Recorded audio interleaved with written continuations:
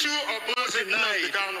Now you can bring it up, and I thought that particular position is talking in respect of instances where the issues is beyond your control. But this is not what a letter from you to from yourself to me. Yes, sir. The letter is here. As a member, direct access to come to my office and seek for explanation. Mr. Speaker, I've been to your office. To go through this? I've been to your office to seek over-argue with the speaker. Please. Excuse me, sir. Can you read the order book, Rule 6 and Subsection 2, to know that Honorable Obi Agocha, I represent the great people, Mr. Speaker, of Ikuano, Umaya North and Umaya South Federal Constituency. Mr. Speaker, I'm an Abia man. Mr. Speaker, I rise on Order 6, Rule 2, Matters of Privilege.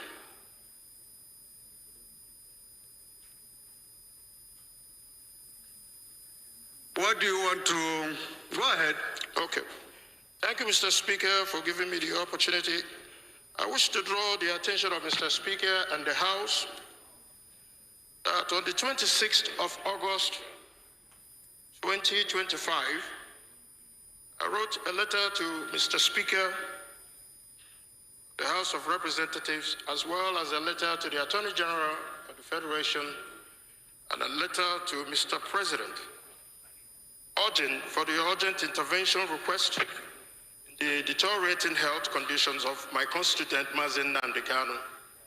Up until today, Mr. Speaker, I have yet to receive any response from Mr. Speaker, from Mr. President, and from the Attorney General, despite the deteriorating health of Mazi Nnamdi Kanu, whom has been evaluated by his own team of doctors and came up with a report which was attached to the letter that was submitted to Mr. Speaker and to the President and as well to the Attorney General.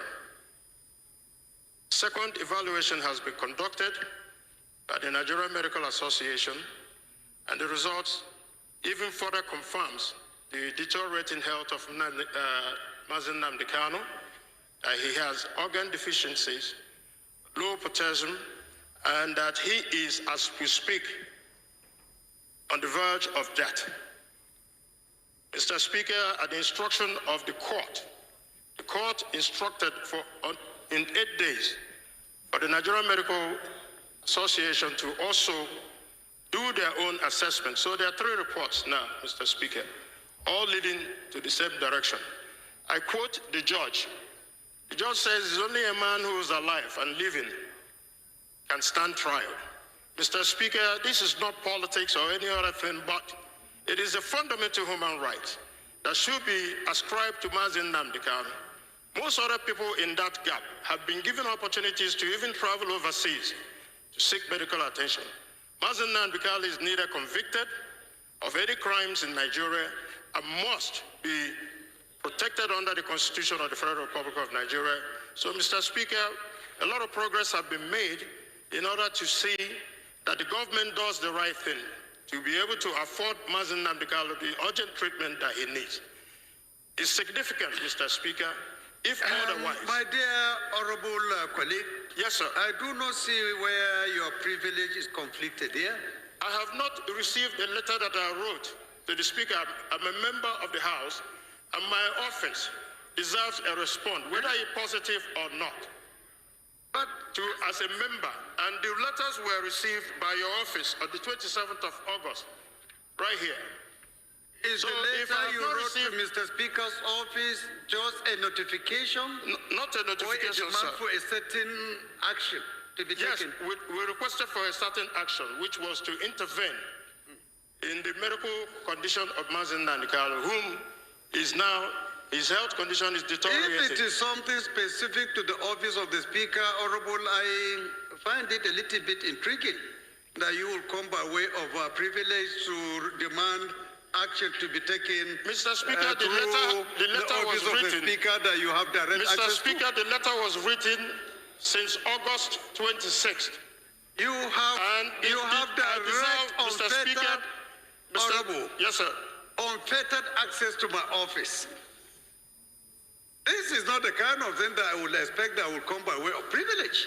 It is a matter of privilege. If it is something beyond you from the outside, but if it is something that is a letter written to my office, a phone call from you, a visit to my office can solve the problem. So I don't think if... Mr. Speaker, I've been to your office, Mr. Speaker. So you mean I've you also have submitted the explored letter, all Mr. options Speaker. and opportunities. You couldn't see me except here. I've come to your office, Mr. Speaker. We just resumed today. I don't think We just resumed today, Mr. Speaker. And it's very important, Mr. Speaker. Please, Honorable. Order, please. Honorable, please. Please be Step guided. it down because it is not the right thing to do. Yes. Please, I beg you. Step it down. Please be guided. Mr. Speaker, it is Please be guided. Mr. Speaker, it's a matter of life and death. Please. My Olayinka, constituent please be is at guided. stake. I am trying to tell you the attention procedure. of the House, Mr. This Speaker. is not right. Step it down and Please. see me if you want any action concerning any letter you have written to me. You don't need to Mr. go by Speaker, way of this. Olayinka, please be guided. Excuse me, sir. The House rules allows me the latitude to bring an issue of privilege to this House and to the attention of Mr. Speaker. And it is important, Mr. Speaker, It that is this House only when your takes privilege cognizance is of compromised the issue of Mazi denied. Kano.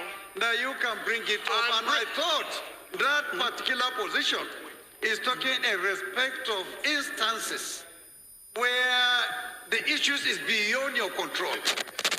But this is not what a letter from you to from yourself to me. Yes, sir. The When letter you is here, have as a member Mr. Speaker. direct access to come to my office and seek for explanation. Mr. Speaker, why? I've been Why to do your you have to office. go through this? I've been to your office to You seek are over-arguing to with the seek speaker. Please. Excuse me, sir. Can you read the order book, Rule 6 and subsection 2, to know that I also have the right? Honorable, Yes, please, we do, but please, that's you a are ruled privilege. out of order. You are ruled You out don't of shut order. You me can sit down. down, please. I have to. You are ruled out of order, please. Listen to the government.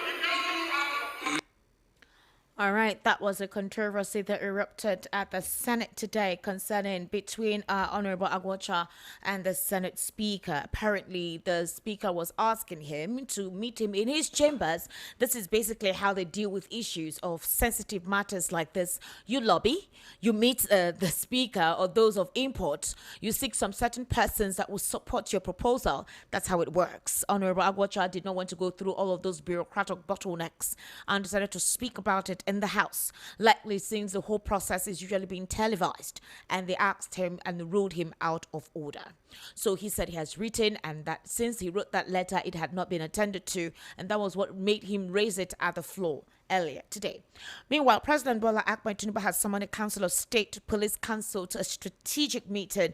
The President summoned a strategic meeting involving the Council of State and the Police Council. This development was made known in a statement which was released on Monday. Due to the insecurity in the country, the President is meant to meet on Thursday, October 9, with the Council of State by 1 p.m. and with the Police Council by 2 p.m. The venue is at the Council chambers. The statement conveyed the President's request for members to participate either physically or virtually.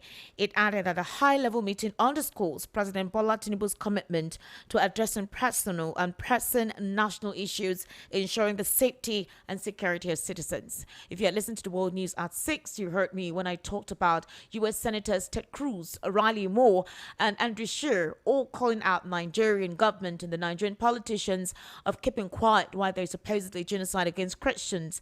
Nigerian spokespersons, influencers have been debunking that insecurity is not looking at the religion. All communities are affected, whether Christians or Muslims, and that it is something that they are dealing with, supposedly, and they're asking for their help in that regard. But some persons think that it's a blackmail against President Bola Ahmed Tinubu's administration ahead of 2027. Maybe there is something they want him to do that he's not doing, Others believe that this was the same card that was thrown against former President Goodluck Ebele Jonathan. Is the same card that is meant to be played against President Bola Ahmed Tinubu. Well, it's actually due for the president to call for a council of state meeting concerning the spate of insecurity as they have become brazen on a daily basis. Okay, we'll be looking into that in the course of the conversation at this evening. And I already told you that we expect it to be quite hot today. Meanwhile, the president is set to announce Professor Joash Amopitan as the new INEC chairman. There are indications that the president is set to announce him very soon, despite the fact that the INEC chairman has handed over to a top senior INEC person representative, and that is May Agboche. So apparently after that, in the next 2 or 3 days, we're supposedly meant to hear of a new INEC chairman being nominated by the president. Throughout last week, they were going through security screening and tests. Nominees were submitted to the presidency for 1 or 2 persons to be considered. We had heard about Professor Amopitan, and a couple of persons have given good referrals about his personality. But opposition politicians have said the president shouldn't be the one to decide who will be the next INEC chair, that the next INEC chair should be decided by individuals from certain sectors so that there will be no form of inducement or supposed executive privilege to determine how the elections will go, whereby the INEC chair will remain as neutral as possible, conduct elections effectively, and the voices of Nigerians will resonate, not a repeat of what transpired in 2023 or even 2019 during the administration of Mahmoud Yakub. Also, there are talks that Mahmoud Yakub is in breach of contempt of court. He was meant to present certain persons that were involved in election malpractices in 2023 and the off-season elections, and up till now, he has not obeyed court orders.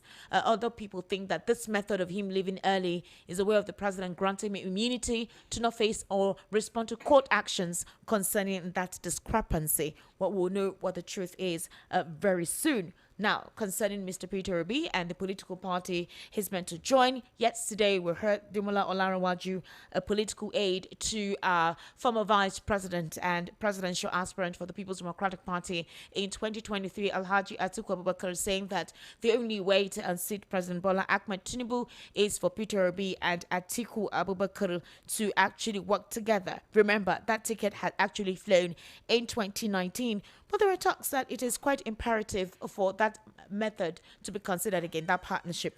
Well, the analysts I have in the studios actually said something. How can somebody of Peter Obi's status be standing and putting legs like this? This is from Dotun Ojon. He's going to be responding to that. He needs to tell us what precisely he means.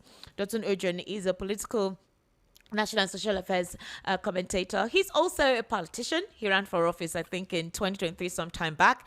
And I don't know if he's still in the running. But Dotun Ojon is right here with us in the studio. And he'll be responding to interesting questions on issues of national interest.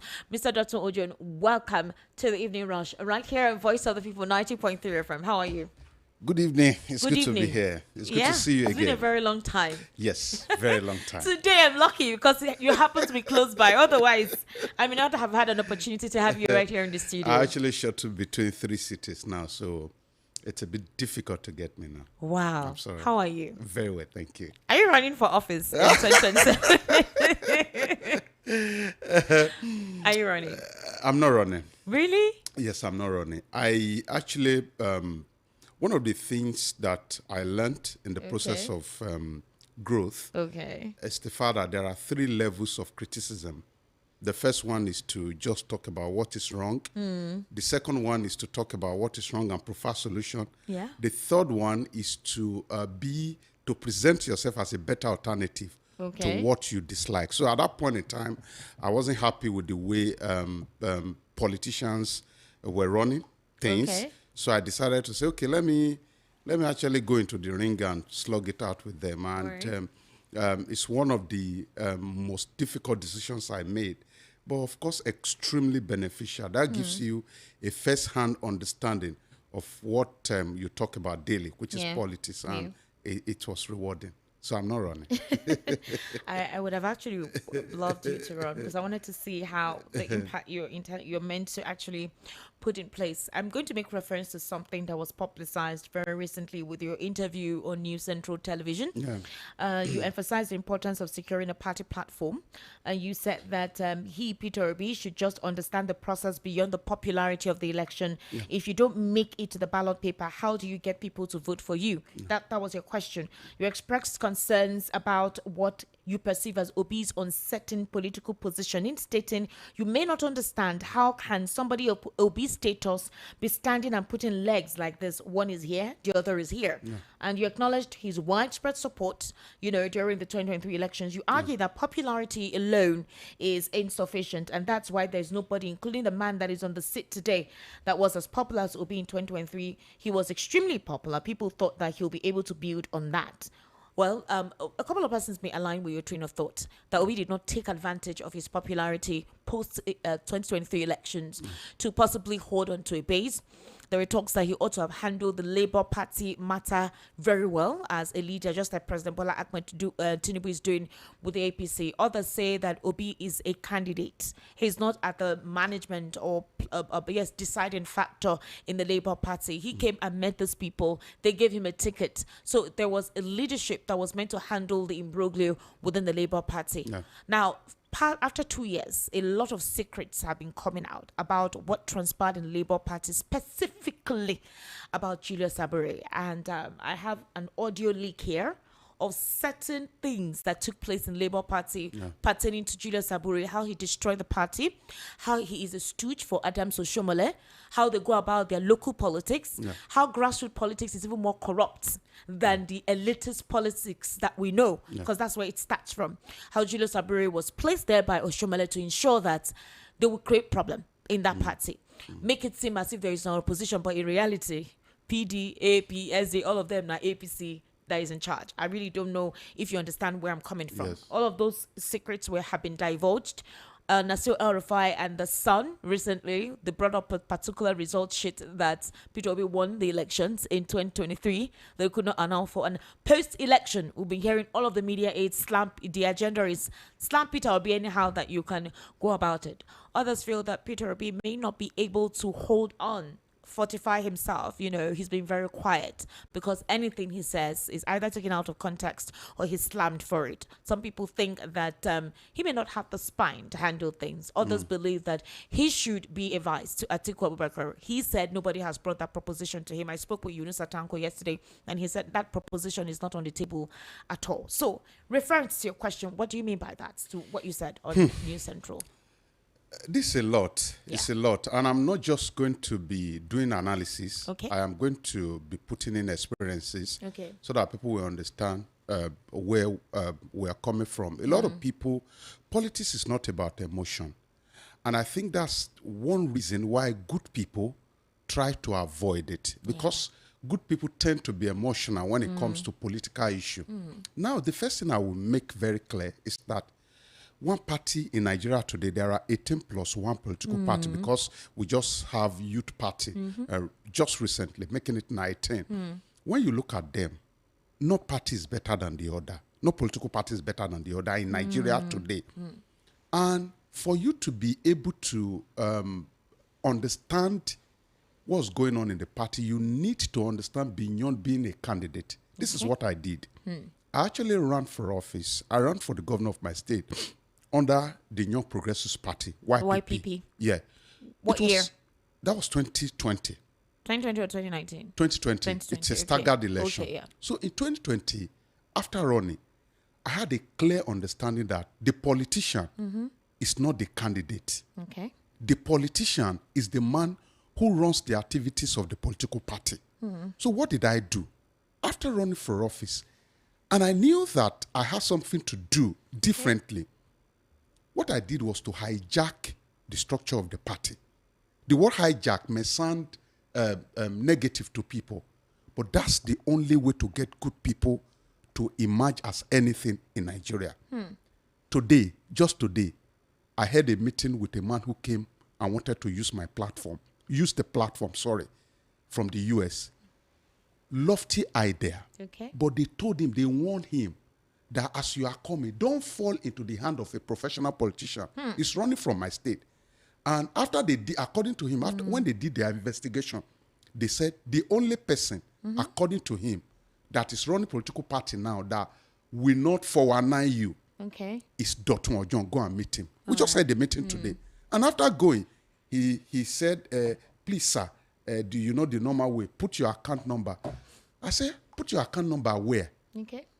So one thing that Peter Obi did not understand is that he thought Labour Party was different from the ruling party. It's a lie. No political party is different. They're the same. You only see people, unfortunately, people only want to run for election. They don't want to concern themselves with how political party is run. If you continue to do that, you will have problem. And that's the problem that Peter Obi is having. Unfortunately, putting your one leg in Labour Party, putting the another in ADC is more ridiculous than even staying in a political party. So and I'm going to quote one. What I heard, he said, especially the supporters of the obedient movement, that complained that any political party he joins, that somehow the APC causes chaos in that, like what happened in Labour Party. And so the coalition thing, when he was approached, he said he was going to be in a coalition that is all about the interest of Nigerians, not necessarily for running office, but that by next month we're going to hear the political party he will be in. But Lere Olayinka just revealed something, that he wants to join AD, Alliance for Democracy, and that it's not too sure for him. So obviously Lere Olayinka knows something. So this thing you talked about moles in all of these political parties, especially when consultations are ongoing, he has revealed that there is a possibility he may adopt the AD. But Lere Olayinka is saying AD is not sure for you. And we know what AD represents. The president was, before the APC morphed to what it is now, it was the AD. So see, and it's like, there are a lot of things I cannot say on air, but it's like you do not understand what I'm talking about when I mention the similarity of political parties. There's nowhere, tell us. There's nowhere you will run to today that you will not find the mole of somebody. In fact, there was an election that happened in my state during, I think, 2019. Somebody came and wanted to run for office. And the party chairman told him that you are not going to go nowhere. But he won the primaries because he was the only one contesting anyway. Yeah. The party chairman frustrated him by submitting the name of other political party members of other political party as his agent. In other words, the party chairman went to APC and PDP, collated names from those political parties, submitted it to INEC as his own political party agent. In other words, you will get to your polling unit, you want to vote. All the people you call your polling unit agent are actually members of other political parties. So easily, they have manipulated you out of office. So it's not a subject of one party. What I'm saying in essence is that when I ran for office, I knew there was a problem within my party. In fact, the first problem I identified within my party was my woman leader. And I knew that the only way to make good people run on my platform without anybody collecting money from them is to hijack the structure of the party. What did I do? I didn't go to sleep after election. I didn't go to share rice after election. I knew the first problem was for me to fix the political party. I became the chairman of the party. And what did I do? Every executive, I relieved them of their position. That's politics. And I brought in my secretary today, owns one of the largest, environmental companies in my state. He's not hungry. So what I did was, when we hijacked the structure of the party, we put people that were not hungry, because hunger is the symbol of corruption in politics. Majority of even in Lagos that we are in, if you line up 18 political parties and their chairmen, they are probably hungry. They are only waiting for the next election. That is what Peter Obi did not understand. That's what I'm saying. If you understood this, that before in Nigeria, there's no independent candidacy. Okay. So you need a political party first to become a candidate. And you have to have 100% assurance that you will be a candidate. The problem is facing now is in 2022, He didn't face this kind of problem because people didn't know that's going to give them this kind of trouble. But now it is clear. Before the 2023 election, nobody could have said that Peter Obi will win Lagos. That's one of the miracles. Beyond we rig election, Peter Obi has done the first phase of what he was supposed to do, and which is telling people that this thing is possible. Before now, excuse me. Sorry. Yeah. Sorry. Before now, when we were running on what the people call smaller party, they told us we were wasting our money. They said, oh, you can't win. But now, the believability has been created in the community that if you are credible enough, if you are marketable enough, you will be able to get vote. But beyond your credibility and marketability is the understanding of how politics works within your own political party. The problem Peter Obi is having now is not with the electorate. It's with the few people within the party who will eventually make him a candidate or not. So the politician is somebody who understands how to move from being, what do they call before you become a candidate? From being an aspirant to becoming a candidate. Once you don't have this understanding, you will buy form. Nobody is saying you should not buy form. That, in fact, our president today, Asiwaju Bola Ahmed Tinubu, that is the only thing he understood. In fact, people thought that the miracle was in the secondary election. No. How was he able to defeat a sitting vice president in the primaries? How was he able to defeat there's this other Ahmed, the sitting Senate president? Ahmed Lawan. Yes. And you remember that before that primary, people had come out to say power will remain in the north. So that Ahmed Lawan was actually the preferred candidate of the president. Well, a couple of persons felt that was a facade. That the president already had an agreement with former President Muhammadu Buhari. After your 8 years, there's a turn of the southwest, and I am going for the gun. That the other aspirants that were presented was just to make it seem as if it was open, but everyone already knew who had been agreed to be chosen. Including the vice president. The then vice president. No. The then sitting vice president, Professor Yemi Osinbajo, could swear with his life that he was going to get the ticket. There are a lot of things you can't say on air. He met with the then sitting president, and he encouraged him to move on. He met with him. That means Muhammadu Buhari did not actually want President Bola Ahmed Tinubu. Nobody knew his mind. He was just quiet. But the actions at the time indicated so. The then, excuse me. Sorry. The then Minister of Transportation also met with the then city president. And that one gave him go ahead. So he was practically giving everybody go ahead to go run for office. Such a man did not come across to me as somebody who had made up his mind to support one person. Okay. He didn't come across to me like that. So what I'm saying is that the now sitting president understood that for him to campaign and be president of Nigeria, he needed to understand the mechanism that works within his own political party. And he took advantage of everyone, of the process and everyone that was involved. This is the understanding. And, it's very easy to say, you are going to abuse everybody. Yeah. But with what has happened now, for some of us who have been candidate before, who also now have understanding of how political process works within the political party, I think he needs to learn that. And running from one party to the other, unfortunately, is not, if it comes to my party today, before tomorrow, you will have seen more than 100 people who will be working for the interests of the other party, who will come to my party. And these people will be big people. Big shot, big guns that will come. So it's not about running from one political party to the other. I just think it's about making use of your intellect, your political sagacity within the party that you are in, so that you can at least, at the end of the day, become a candidate. Okay, so in that particular regard, do you think he has learned? I had an interview with Yunusa Tanko yesterday, and he says that they looked at the porosity that actually cost them in 2023, and that they've been working on it.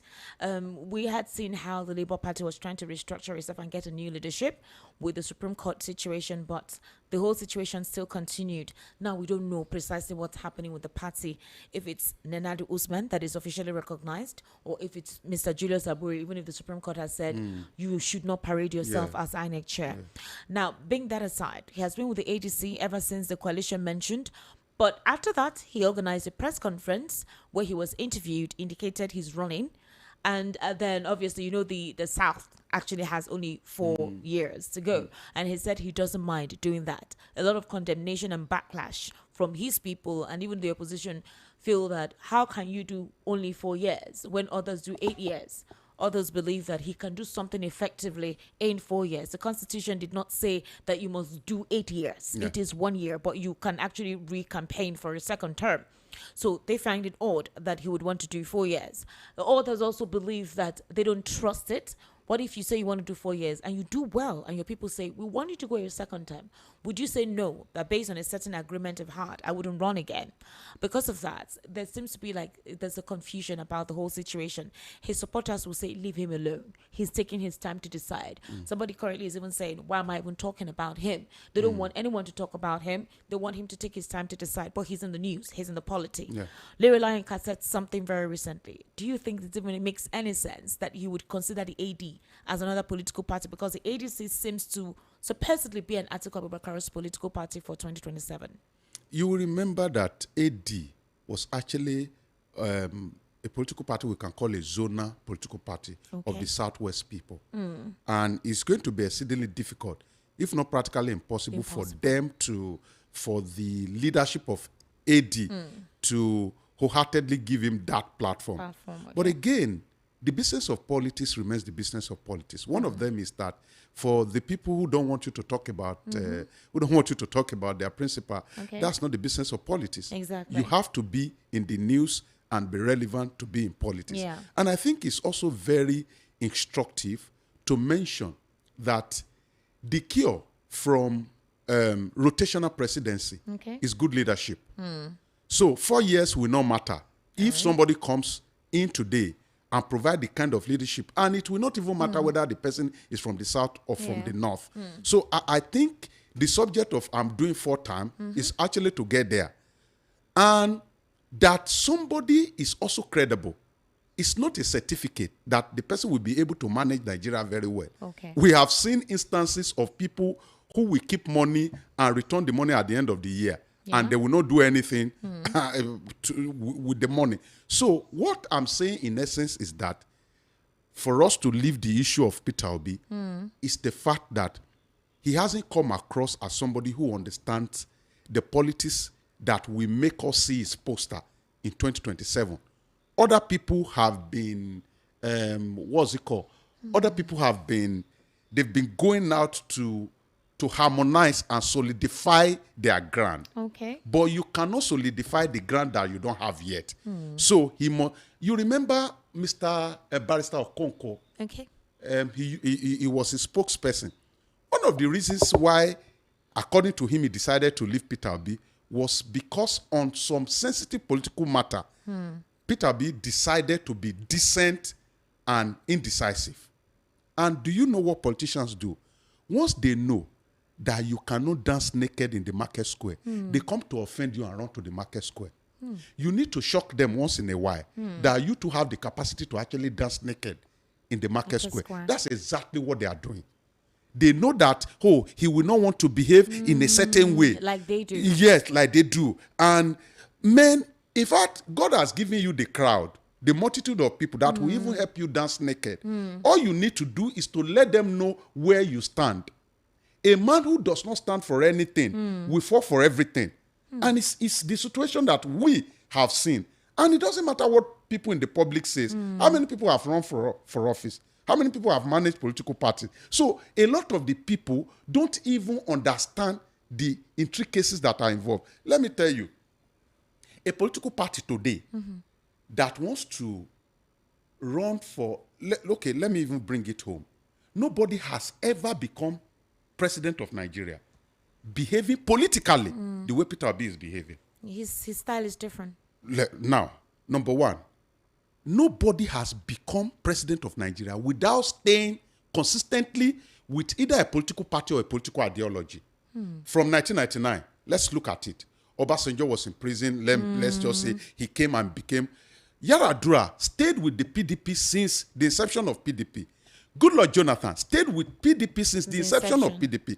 Buhari was with CPC, was in AMPP, brought his entire people from AMPP to CPC.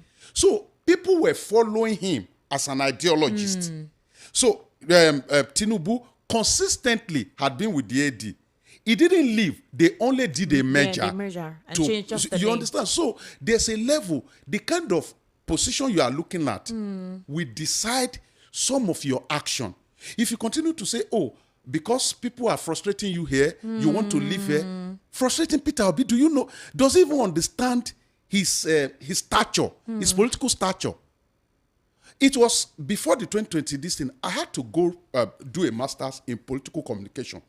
And one of the things that I have seen that maybe a lot of them have not seen is the fact that Peter Obi himself does not know. I was in Asaba the other day. Kind of power he wields. He wields. And he thinks that he will be in a place, some people will frustrate you. No, it's because you are not deploying that power. You are supposed to be frustrating everybody out of the party.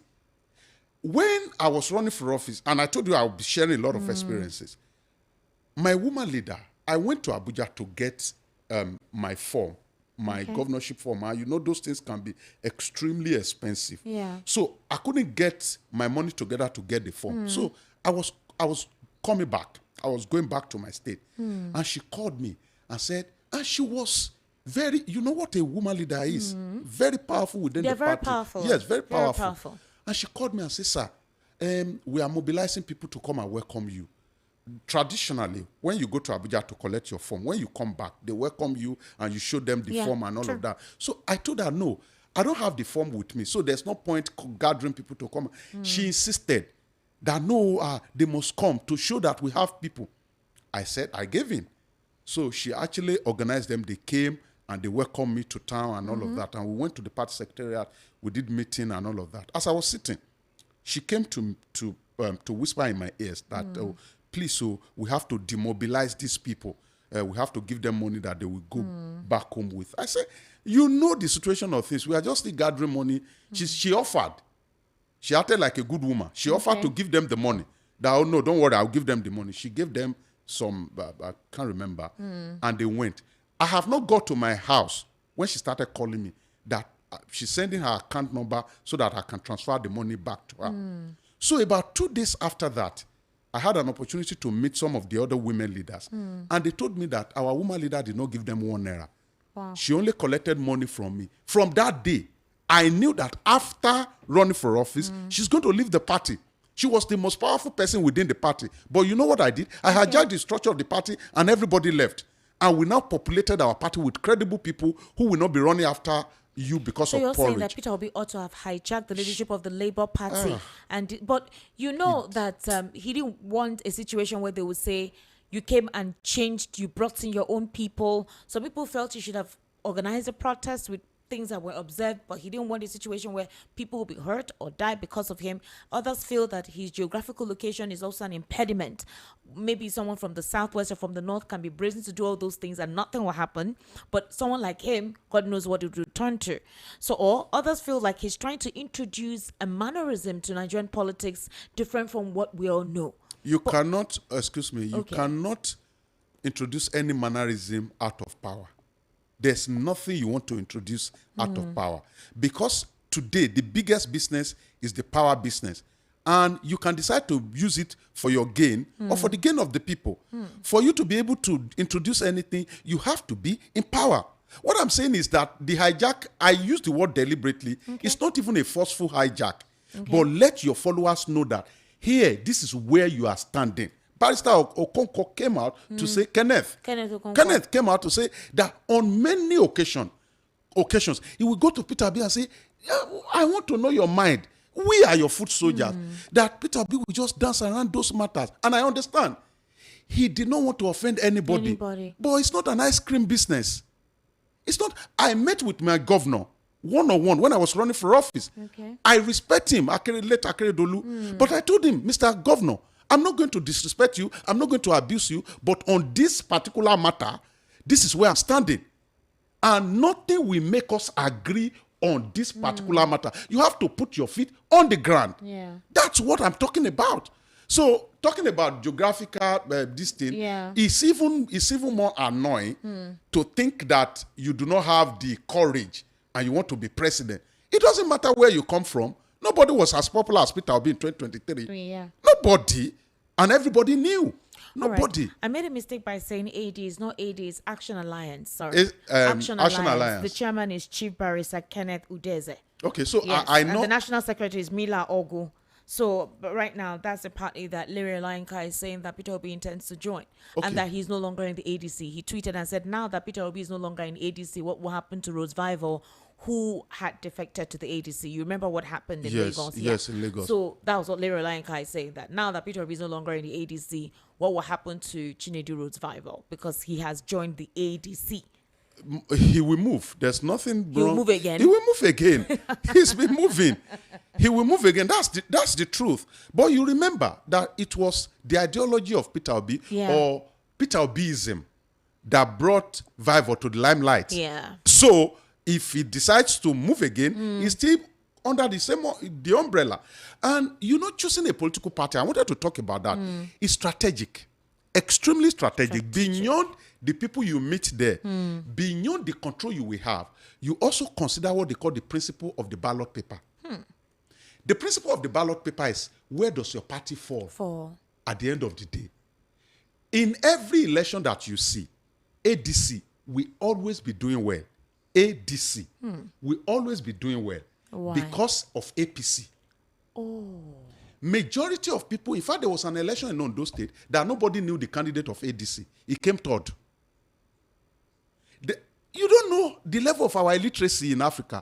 Majority of people who go to queue don't know the difference between APC and ADC. Wow. These are strategy. So a lot of people don't know. That's a good one. Now, when you look at your ballot paper, they went to register Zenith Labour Party. Yeah. Now, the essence of, I hope these are not too sensitive information. The essence of that is that when I am talking to you, I say, turn your ballot paper upside down. The first party, don't print there. That's the marketing of the party. So when Zenith Labour Party is the last political party on the ballot. So when you are educating people, when you collect your paper just turn it upside down. The first party, turn print. So you don't just because people don't even know the logo. They don't know anything. Wahala. See, if you want to know the level of political illiteracy, just go stay by the ballot box on the day of election. People don't know anything. They will be asking questions. In fact, at the point, people will now be drawing the logo, for them. Put it inside money for them to go there. Because the educated ones among us are watching TV on the day of election. Okay. And we are the ones that are ruining this country. It is not the problem of those people who go out to collect money on the day of election. It is the problem of those people who are wise enough not to collect money, but they are watching television. We just give up. You want to give up your nation into the hand of politicians? No. That's the problem we have. So choosing political party beyond my people are there is also the strategy of the ballot. How do you communicate your party to the people to the extent that they know? If not for the educated ones that came out in Lagos, there was no how Peter Obi would have won 2023 election in Lagos. There was no how. You know that the young men and women that came out are educated. They know where Labour Party is. That has never been the case. In Nigerian politics today is governed by market women and illiterate people. The grassroots. When you count the number, go to any of the rallies that you see. Count the number of educated people that are there.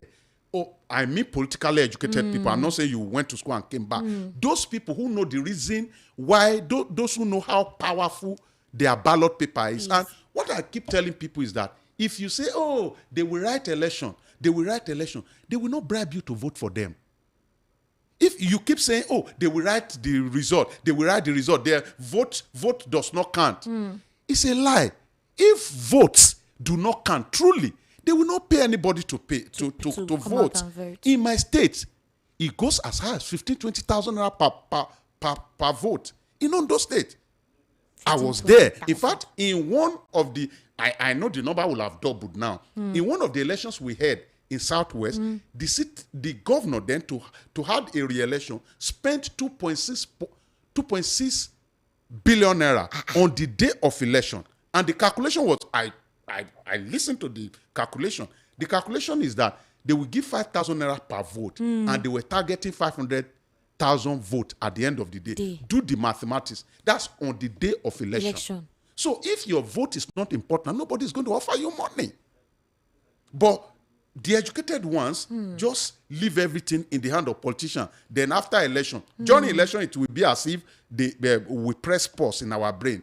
Then we do a reset after election. Then everybody will be crying. No. Okay. The man I voted for. Let me take your mind back. During the 2023 elections, we saw some results in some polling units where they used biro to change the number.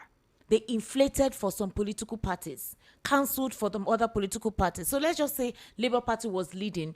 The INEC person there, protocol officer, who is responsible for the whatever, will just change it. So if it was 10 for APC, can change it to 24. And then maybe Labour Party had like 20. So if it's 20 for Labour Party, you leave it there, APC 24. So these were the kind of inconsistencies that were realized in 2023. That's why people think that their votes don't count, because they usually inflate the results. Okay, so now let's go back to the political parties. Now, the political parties build wars against manipulation right from planning. Okay, so what does that mean? It means that they ask each political party to submit the name of agent. Your agent cannot be standing there. Okay, let me correct this. It's not about INEC official. Okay. The change you see, it is agreement between political parties, agent, most of the time. These are sensitive conversations. But I have been at a ballot place where they call out the agent. Okay, we are having, everybody has voted, we are having 250 ballot paper left. How do we share it? And all the political parties agree that they share 10. They put it there. But if your own agent is not there, what will be your lot? That's exactly what happened. Labour Party could not garner the required number of agents in all the political in all the polling units. That's where the problem begins. That was how it was easy for them. And that's why I say that you can leave an APC to be dancing in the market square. You can leave a PDP to be doing all manner of things 2 years before election. They already have the structure. You are building structure. You cannot. There are people running under my party now, House of Reps. They are in the village. Now, they cannot campaign, but you have to do proper consultation. APC may go to sleep. PDP may go to sleep because they have the structure. All they need to do, they call it waking of structure. All they need to do is to package something, send it across to the polling unit. Or they are this thing, they've woken them up. But in your own case, so for you to see those biro, the question is that most of those changes that you see, illegal, they are illegal. People should go to prison for it. But most of them are done where agents of the other political parties are absent. So, for instance, if you're running in Lagos, I think you need about 3,000 plus polling unit agent. In my state, it's about 2,003. So you need all of these people. If in any polling unit, your agents are not, they are supposed to police your vote. And the way the agents work is that they have the polling unit agent, they have collation at the ward, they have local government agent, then they have state returning officer. So all of these people, you have to populate them with credible people. But if you allow your party chairman to go and submit the name, maybe your party is PDP, you allow your party chairman to go and submit the name of APC members as your agent, that means that even before the election, you have been rigged out of the election. And I suspect that some of those things happen in 2023. I suspect strongly. All right, we'll soon be going for it, but let me ask you this. In the situation with the obedient movement, when I spoke with Yunus Atanko, he said they actually saw all the areas where they were weak, how it was easy for the current party to take over and do certain things, and that's what they're correcting. They're setting up grassroots mobilization. They're trying to create an avenue across all the wards in the federation for proper identification, recognition. They're setting up ward chairman, local council chairman, and just like you talked about, women leader, market people, they are really engaging. They want that. They understand now that politics starts from the grassroots, something that APC knows how to do. And that's what they've been doing. They are going way down. And that is also what Peter Obi was doing. Also, the North that actually has a situation with connecting with the Southeast, not just the Southeast, that distrust is there. He's trying to bridge that gap, and that was why he was having a lot of visitation along that region. And that's why he has not been able to disclose. For the ADC, when they announced, they did their unveiling, he threw his hat on the race, all right, and told them he wanted to do just 4 years. It's the turn of the South. So if it is the turn of the South, who are the candidates that have indicated interest in the ADC? Peter Obi, Amechi, Atiku. Now, Atiku is supposedly the queer one because he's from the North. He's not meant to be in that box per se. So Peter Obi is like, okay, if it is the turn of the South, it will be, the primaries will be between him and Amechi. And obviously, in terms of, popularity and all of that, he will definitely win the ticket. That was what he was hoping for. But Atiku has refused to step down. He's running with the ADC. And people think that Atiku has the dollars and that he will use the dollars to influence things. So there is a possibility that Peter Obi, while he makes his political party known next month, it will not be with the ADC. Lere Olayinka said he's no longer there. These people are there, so they know what is actually going on. So if that is the case right now, this influx of obedience into the ADC, because they also want to get leadership positions in the ADC, what happens? They will move out. It's as simple as that. And that's why I say that, you see, sometimes before you come out to adopt or to reject or to do anything, you have to consider a lot of factors. Okay. As far as I know, Atiku Abubakar had contested virtually all elections in Nigeria since 1993. He was there in 1993. Yeah, during the Abiola. He won as a governor of Adamawa in 1999. He was already a governor, waiting to be sworn in when Obasanjo beckoned on him to be the vice president. We some of us knew how they use Southwest Obas, the king in Elisha and all of that, because his wife is from Elisha, to go and beg him to allow Baba to run in 2023. He insisted that he wanted to run 2023. So he ran as vice presidential candidate in 2023. No, not 2023. 2003. 2003. Now, in 2007, he ran. 2011, he ran. 2015, he ran. 2019, he ran. So what was Obi thinking? When he agreed, when he saw the same man in ADC, and he agreed to still go and pitch his tent with them. Oh, he thought that something has happened in the last 2 years that will change the man and say he's not going to run again. No. The man picks inspiration now from Buhari, because he saw that if Buhari could also run that many times and eventually won, that he too can win. So it's not about, he could have done this, he could have stepped down before Buhari won. Now that he saw Buhari, who is an extremely close friend to him, extremely, is a family friend. They are extremely very close. Now, he has seen that man win election after many trials. So you think this man will step down? No.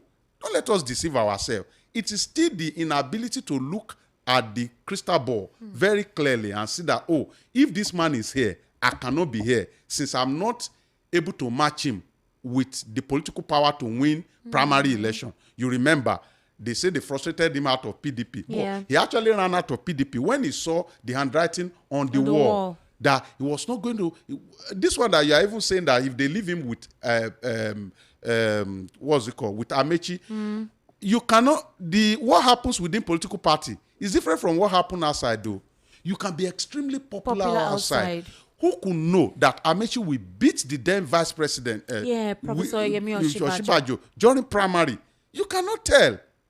You cannot tell. In fact, I'm even now, I have begun to think that even if Peter Obi had remained in PDP and Atiku had not run, that Wike would still have won him in PDP. In PDP. Yes, that's how it's looking. Because he ran to Labour Party with the assurance that nobody is going to run against him. You understand? Yeah. And that is the same thing that I think that is the hole he's looking for. Instead of going to that ADC, he could have also consulted with people. I have given, sitting as party chairman, I have given assurance to people that, okay, come and run for this office. You will not have opponent. That's what he should be looking at procuring. Not that because people are moving to ADC. And now, ADC too, apart from the fact that it's strategically placed in the ballot paper, may not be able to go any further. All right, just hold that thought.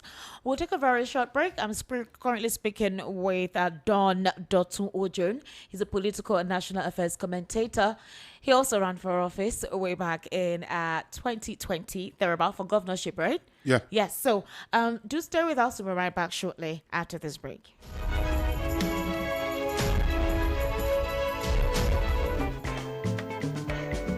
Customer, welcome. What do you want buy? I want buy changeover. Cutout fuse and distribution board made of 100% heavy duty copper. Oh, come, I get them. See, I'm here.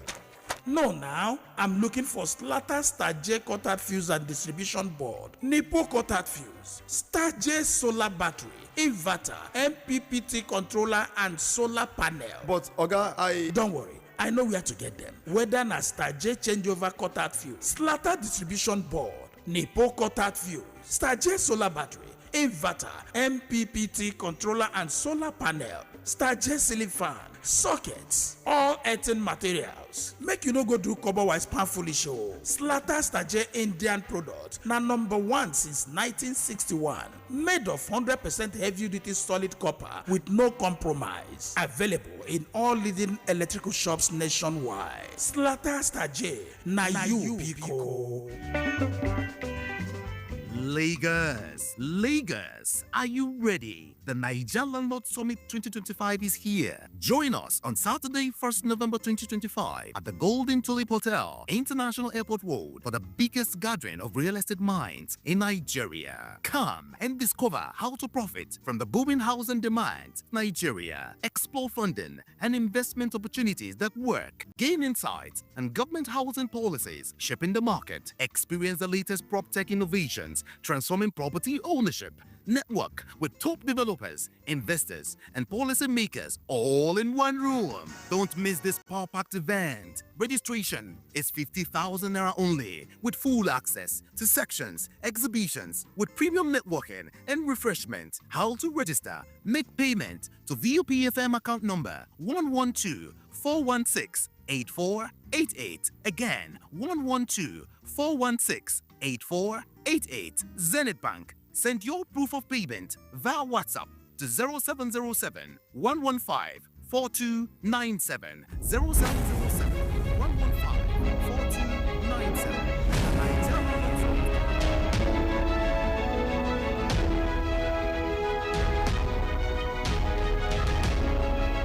All right, welcome back. This is still the Evening Russian Voice of the People, 90.3 FM. I currently have Don Dr. Ojon right here with me in the studio, and we have actually been discussing quite a lot. I actually have two more topics I wanted to delve on, but let's look into this. Based on what you have said, you said that Peter Obi made a lot of mistakes that he ought to have corrected quite a long time. I don't know if it is too late for that, but 2026 is the real year. Yeah. Campaign will start, primaries will hold, people will start making their affiliations known. We still expect a lot of debunking and all that. Some people say in politics, one day is like a whole year. Anything can change. Yeah. You can't say for now. The APC learned a lesson in 2023. They never underestimated anybody again. As it stands now, any opposition that comes to any APC run state will be blocked. They either use thugs to pursue you, they make it uncomfortable for you. Malami has been attacked now twice. Same thing with El Rufai as well. Peter, what's his name? Badibo Roads Vival right here in Lagos. So you're seeing attacks from certain persons, from certain opposition political parties, and I'm referring to ADC members. I don't think they're afraid of the PDP. They see themselves as brothers and sisters. So it feels like it's like a clean win for the president for 2027, God willing, if nothing happens. But the question is, what are the areas you would advise him to look into? There's still hope. There are still some possibilities to look into. What are those possibilities to look into that he has not considered? Okay, so number one, I like to make it very clear that APC is afraid. Okay. Yes, APC is afraid. And that's why when you heard that former President Goodluck Jonathan was coming, they began to attack him, to attack her, and there. So nothing is certain. Okay. And that's a product of what happened in 2023. They've learned their lesson, and they are extremely very, very, very, very, very careful. So having said that, I think the concentration of Peter Obi, one of the good things that has happened with the reforms, with our electoral reform, is the gap between primary and the secondary and the real election. Yes. So the gap is wide now, very wide. So if anybody is able to pick the ticket of any political party and his name can come out as a candidate, such person is a potential winner because there's a huge gap between when the primary is held and when the election. The primary will be held around June 2026, and the election is coming up in February 2027. So they have enough time. So the concentration now should be on how to get a platform. If he stays in ADC, he may not get the what ticket. if Atiku steps down at the last minute? What then? Even if Atiku steps down, I cannot trust Peter Obi to be able to get the ticket. Why? Because I read about him and I've not seen him in a battle to get party tickets. He's not power hungry. He has said he's not power hungry. So he's also not desperate, and he's trying to introduce a kind of clean politics. Okay, so not the type of politics that we know. And I totally love him. You remember there was a president who came on board to fight the election that brought him to power. Yar'Adua. Yes. But when they were doing the election, he never said they should not do it. He was just waiting that once I get to power, I'm going to change all of those things. And he actually tried. He tried. He did his reforms. Yes, he tried. He tried. Kudos to him. So, and I think that says that I have not seen Peter Obi really fight for ticket. Even as governor, he was actually called, I don't want us to go to details of those ones. He was actually called to, because somebody felt that this one is credible and all of that. It's almost the same thing that happened in Rivers and all of that. So these other people you are fighting with have consistently been in the battle of getting ticket in various political parties. So you may say Atiku is stepping down, is Amechi stepping down. Who and who? Because politics is such a crazy thing. I remember I was in student union years back, and people were coming to meet me that they wanted to run for student union president. I never told them I was running. Okay. So there could also be a few other people that will run. So I want him to concentrate all his strategy. Leave Nigerians. A lot of Nigerians already love you. Yeah. Concentrate your strategy on how, at the end of the day, you will not disappoint these people by not getting any platform. So the politics of Peter Obi now should be the politics of platform, not the politics of the generality of the people. So once he's able to get wherever, this other party that you talk about, is it AA? Yes. It's also a credible opportunity for him to be. I remember in Ondo State. Okay, so there was something that happened. Abuja made a decision that all card-carrying members of APC who are in the House of Reps or Senate should return automatically. That means that they should not do primary. And the city governor then was not pleased with it. He told all his people to decamp to AA, to go and run election in AA. Why? Because AA is AA. Very simple to market. AA is AA. The position on the ballot paper too is quite good. And you see a lot of politicians using it as an alternative party. So it's not a bad thing. But too many politicians have used AA in the past. So that may also put question mark on the integrity of the leadership of the party in terms of trust. I'm not saying they've committed anything, but in terms of trust. Yeah. Okay, the U.S. lawmaker is urging President Donald Trump to declare Nigeria a country of particular concern over Christian killings. Is gaining a lot of momentum. Lately, about 4 or 5 U.S. senators are pushing it. This time around, they're calling on Trump to intervene on the matter. There are a lot of conspiracy theories around this whole thing. But because of that, the president has eventually called for a Council of State meeting. A couple of Nigerians feel that it may be too late. Some people think that if not for what is currently happening, he wouldn't have called for it.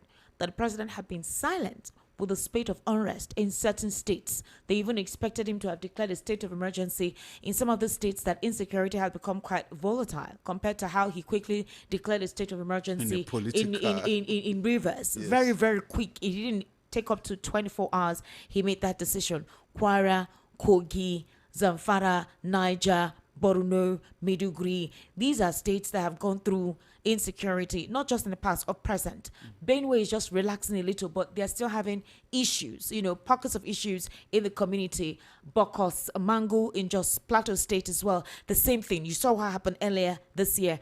About 3 different occasions, they had uprisings there where they killed a lot of people while they were burying. Another one happened. So they expected the president to declare a state of emergency, but they said the president was light on it by telling Governor Caleb Moftwang to do the needful by resolving the imbroglio between the farmers and the headers. There have been complaints that communities are being renamed. The Nigerian military is aware of it, but they're not doing anything about it. The few they're doing is not effective enough. There are talks of politicization within the Nigerian army. Their funds being siphoned. Different things are ongoing. So it took the U.S. call on constituting or delegating Nigeria as a country of particular concern for this to happen. And do you think the president is afraid of these persons? Okay, so I think let's begin by understanding the concept of security and insecurity. When you say a community is secure, it's not in the absence of crime. It is in the response to crime. So we are not saying the community it's not in the absence of crime. It's in the response to crime. Very good. So you, for example, you can say, let's use the U.S. as an example. You can say, oh, U.S. is secured. But you can hear of gun raid in school yesterday. But what is the response time?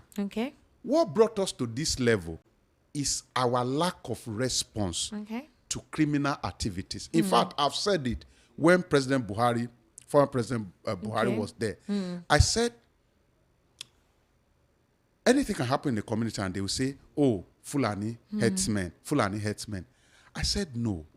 Most of those crimes are committed by locals. But the government allowed it. Because when Fulani headers were killing people, the government did not respond to it. So what locals did was to buy a franchise into the crime by kidnapping in the name of Fulani headers.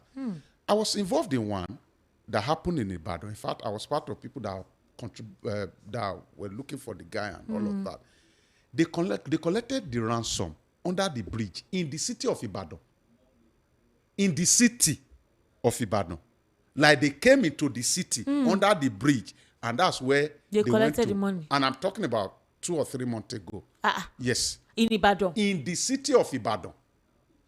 In the city not inside of Ibadan. Forest, too. In fact, if you want me to mention, I'll mention the name of the person kidnapped. In the city of Ibadan. They came to the city to collect the ransom under the bridge. So since that happened, I have begun to see things a bit differently. See, people may be in Lagos and they may think, oh, because we're in Lagos, oh, nothing can happen and all of that. But we have seen the trade of the crime. It's moving downwards. Now, the life in Lagos is not more important than the life in Kwara. But what that means to them strategically is that it's a triumphant ideology that once we are able to enter Lagos, we have conquered the nation. When President Goodluck Jonathan was there, one of his strategies was to keep crime in the northeast so that it doesn't spill into here. You know how they shocked him? They came to bomb the UN house. That's true. I remember that. They came to bomb the UN house embassy. To tell him, what can be more embarrassing than that? So these people are committing crime and they are living free. It will be unfair, honestly. And this is not about Bola Tinubu administration. It's just about government. The essence of government is to do for the people what they cannot do for themselves. And the people cannot secure themselves. So I think the government, beyond all this political talk, because if you talk now, somebody is coming, we attack you. And I look at it and say, all of these things are unnecessary. For some of us who have resolved not to be here, we need to say our mind without offending the sensibility of other people who may not also believe in what we believe in. But I think there's a point of agreement for everyone that we need to concentrate on security. Mr. Don Dotun Ojon, yeah. in 2015, one of the premise that the APC used to oust Goodluck Ebele Jonathan was insecurity. Yeah. The whole Chibok girl situation got to a point, it got to the international community. We were seeing hashtag bring back our girls. Barack Obama, the wife, Nollywood actors and actresses. This was what was reigning. The APC told us that they will stop corruption, they will revitalize the nation, the economy, as well as end insecurity. Yeah. But in the APC's administration of 10 years, the insecurity in Nigeria took a turn that is unbelievable. Like literally unbelievable. No community is spared. The worst part is no longer about the Fulani agenda or jihadist kidnapping by certain individuals not affiliated with religion whatsoever is now the order of the day. They're making money out of it. Some people even do self-kidnap to tell you how much money they make out of it. There's an economy surrounding kidnapping now, and it's a booming one. It's a booming one because the only way to deter people from doing crime, there are two ways to do that. In every community, there's the philosophy of the 10%. Okay. In every community you see across the world, there's the philosophy of the 10% who want to commit crime. Okay. Now, it's also wealth. Wealth also, there's the principle of the 10% of the wealthy people. So the principle of the 10% philosophically is universal. Now, when it comes to crime, there's always the principle of 10% of people that want to commit crime. It is the duty of government to rally the remaining 90% against this 10%. So if you enter a community and people suspect you, they can call their government. Exactly. But there's a major gap between the governor and the government to the point that believability is lost in the process. I'm telling you. So now the government can be defending itself, but the government is not going to do anything if it does not procure the believability that is needed to fight crime. My people were traveling with a policeman. He lost Costa bus. They shot at the driver in one of the eastern states. They shot at the driver and they killed the driver, killed the policeman, and they kidnapped a few of them, and the remaining ran into the bush. You know what happened? They ran into a farm, and the farmer saw them. They came to the farmer that, our colleagues have been killed and all of that. They thought the farmer was taking them to hide them. The farmer took them back to the kidnappers. I'm not telling you fairy tale, I'm telling you of my people. So it means that the community is in active connivance with the criminals.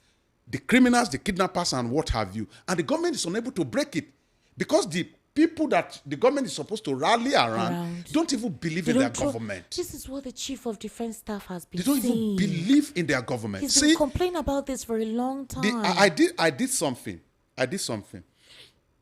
I was doing a program on public leadership in the UK. Everything I was taught is about the UK police because they see the UK police as the symbol of their public police, of their public service. When you come to Nigeria, our police is supposed to be the symbol. But do you know what happened? Philosophically, we got it wrong. The policeman is earning little. I'm going somewhere. It's earning little. And because the policeman is earning so little, if you get to all the establishment, about 100 establishments that I've questioned, you see that the least paid people there are the security because of a wrong philosophy. Yeah. Now, when you drive, even in areas, and this is very sensitive, even in areas that are manned by military, you see the way they are looking, they are hungry. 1,000 naira can make them close their eyes to whatever crime that is being committed didn't you hear? In the community. President Tinubu increased their allowance from 44 to 90 something. They usually used to get their stipends directly to their account. When the president increased it, the money was sent to their commandants' accounts, the account of their leaders. Those ones now send what they want to send to them. The problem has never been with the gun-carrying members of the military. The problem has always been with the money-carrying members of the military. Those are those people that are in charge of budget. That has been it. I grew in the barracks. I have a clear understanding. I was telling my young one that I will come into your estate and I will not call you. And in the estate, there's not how you get in without calling them. I said I will get into your estate without calling you. So we practically made a bet. I was going to get it. So what I was doing is that anytime I get there, I look at their faces, I distribute 2,000 around. I kept doing that. If I see a new guy, I'll call, are you new here? I give 2,000. I did that for a period of time. The next time I was going, I didn't call her. I came there, they generated the code for me on their system, sent it to my phone, used the code to enter. That's what happens in Nigeria.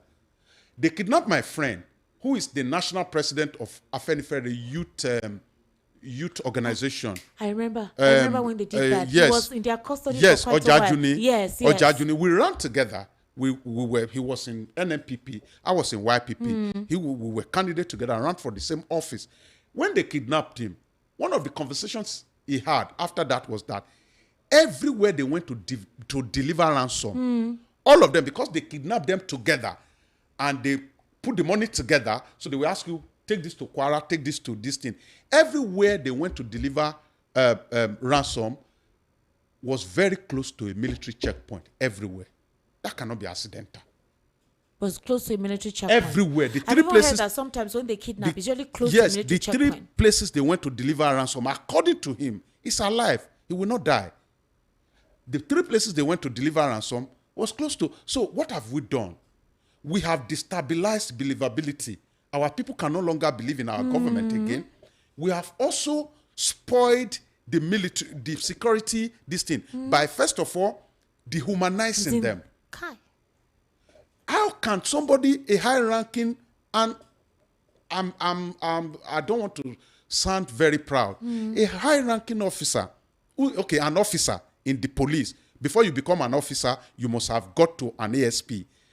My driver earns more than ASP. It is ridiculous. It is ridiculous. So we can't continue to keep our security system like this and expect to give their best. Let me also shock you. If a corporal or a constable dies in my village, in Eseldo, in Ondo State, before they will pay his gratuity, the IG in Abuja has to sign. Chai. That's how ridiculous it is. And in the process, shamefully, we have to also talk about it. It's our nation. In the process, we have seen situations where some people, even within the service, we have to sleep with the wife of the slain officer to get his gratuity across. These are the situations that we have found ourselves. For government to cure this, sometimes we get emotional. You see that people are looking away. And that's why I say, I have a problem with illiteracy. Illiteracy is not a product of not reading books. It is to know the cure to the ailment that is bedeviling your community. And again, when you use 19th century, 19th century medication for a 21st century ailment, the best you will get is a 20th century healing. People are outdated. They cannot connect to the reality of what is happening in our society. And you continue to think that when people talk, no, when people talk is solution. Let us face it sectorally, man. Let's even forget about somebody coming to turn Nigeria around. What are the 3 major problems we have now? We can call it set. We have problem with our image. We have problem with security. We have problem with the economy. Those 3 things. Please put it, because leadership is about 5 P's. The first is the priority. We talk about the people, you talk about your program, you talk about policy, you talk about the priority. The last one, you either all of these 4, we either talk about poverty or prosperity. So that's what leadership is all about. So you need to say, okay, I am sitting as the president of Nigeria. What am I going to tackle? What should be your priority? What should be my priority? Okay, the priority should align with the priority of the people. What do the people want? You must ask that question. I'm not saying you want to do it the way the people want it, but what do they want? Now, they want security. They want a better economy. Please, how do we sort out this thing? At least that too. At least that too. That is the endemic issue in Nigeria. Yes, and you communicate it across to people. They know that, this government is about security, it's about economy. And you tackle those two. By the time you do that for 8 years, I'm not saying you will have created a part.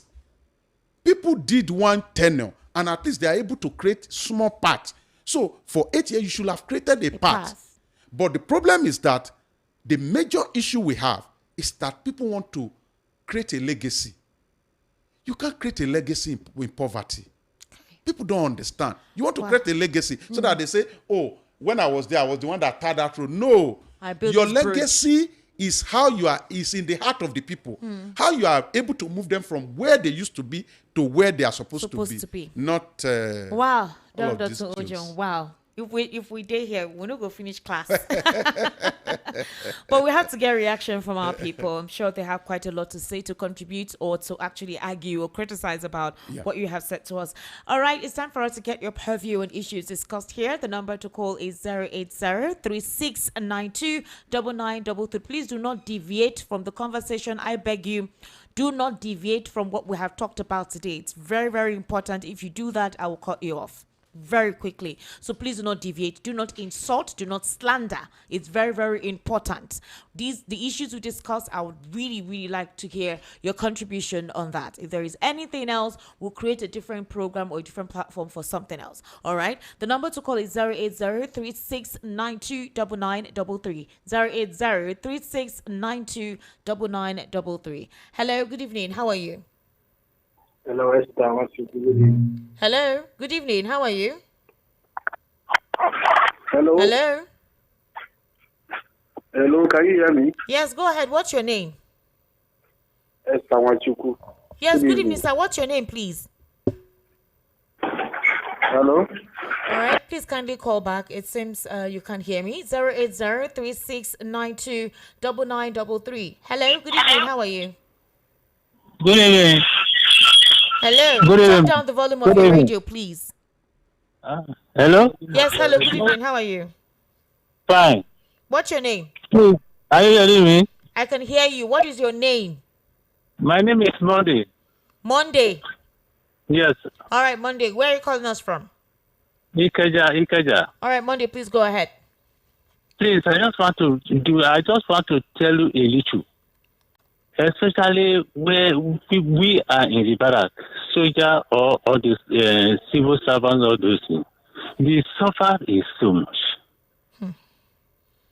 Salary they have not been in time. Even the minimum wage they have been saying it until now. The other day I call you, we are not receiving it until now. We are begging to eat. What is going on? Are you serious? I'm telling you the truth, you will not believe it. I called you the other time, I told you. The 70,000 or whatever they call it, they are not paying until now. How many months now they haven't paid you guys? They are now saying that there is 70,000 minimum wage all this. We are not receiving it until now.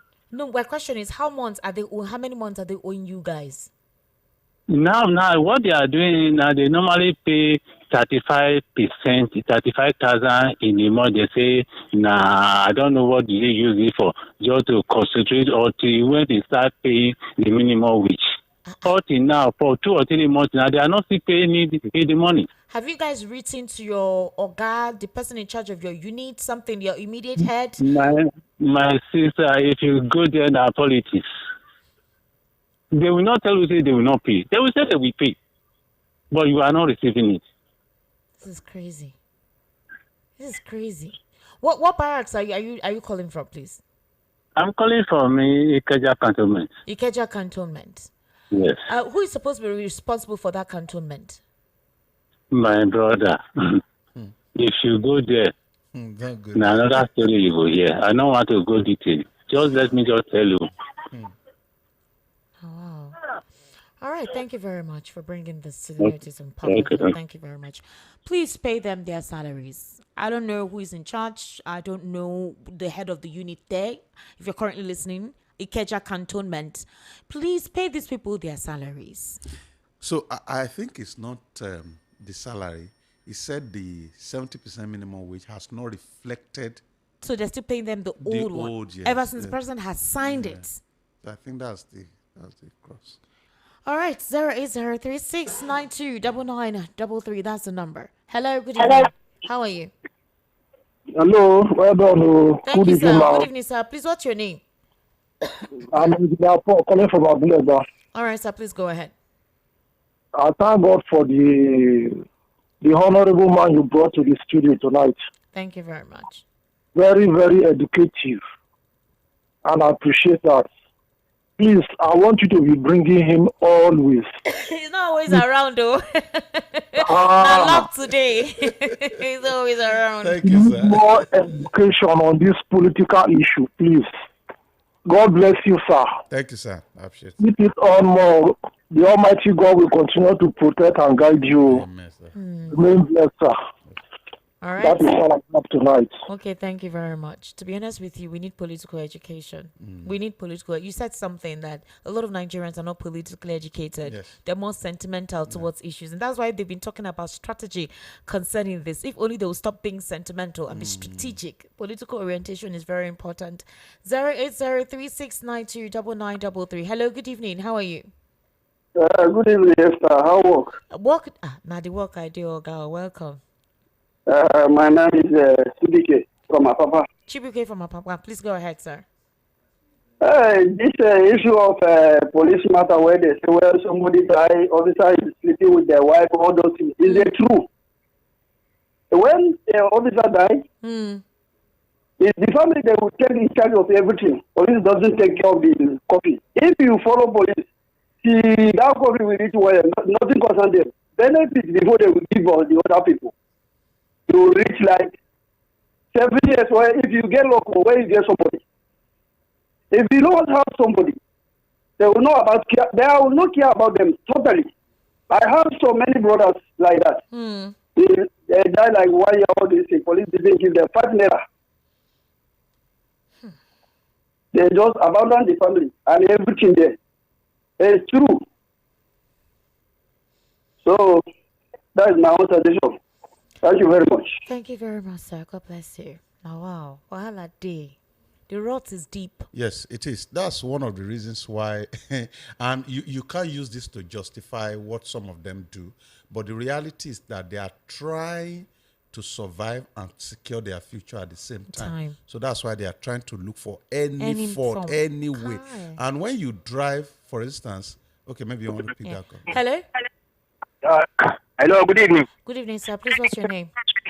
My name is Hello? Your name is what? My name is Ali. I'm calling for Ebeda. Okay, calling from Ebeda. Can you turn down the volume of your radio? Because I can hear myself. I really, I'm trying to call your line, but it's too busy. Yeah, we have a lot of people calling. I'm very good, Mr. Talenty. Because even yesterday for the program, I'm trying to call always. Okay.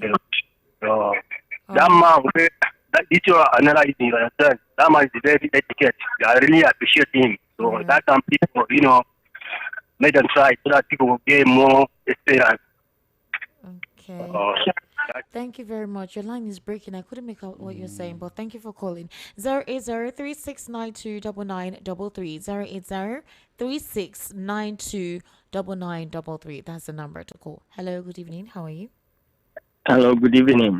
Welcome the people. Welcome. I want to appreciate you. Yeah, my name is Dr. Bashir Ambi Muhammad, calling from Ikorodu.